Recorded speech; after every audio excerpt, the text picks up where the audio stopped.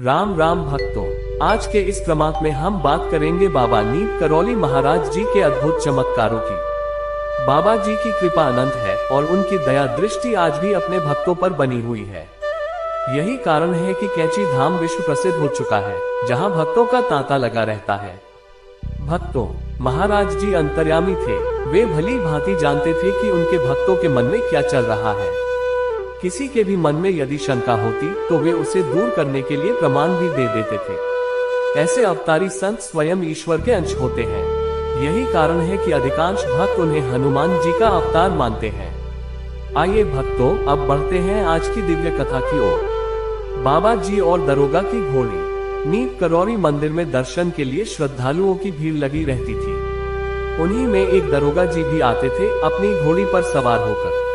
परंतु भक्तों, वह घोड़ी बड़ी ही बिगड़ल थी, किसी और को अपनी पीठ पर बैठने नहीं देती थी। दरोगा जी के मन में एक शंका उठी, अगर बाबा इस पर बैठेंगे तो क्या ये उन्हें भी गिरा देगी। अंतर्यामी बाबा ने उनके मन की बात जान ली। एक दिन जब दरोगा जी ने घोड़ी को पास के पेड़ से बांध दिया, तब बाबा जी चुपचाप उठे और सीधे घोड़ी के पास जाकर उसकी नंगी पीठ पर उछलकर बैठ गए। बस फिर क्या था, घोड़ी बेतहाशा दौड़ पड़ी, उछलने कूदने लगी, लेकिन बाबा जी अडिग थे।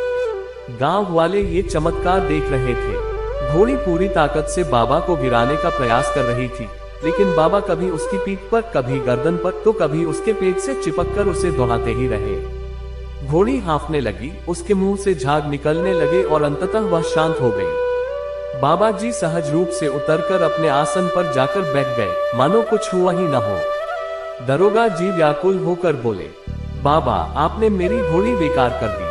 बाबा मुस्कुराए और बोले, तूने क्यों सोचा था कि घोड़ी मुझे गिरा देगी। ये सुनकर दरोगा जी स्तब्ध रह गए।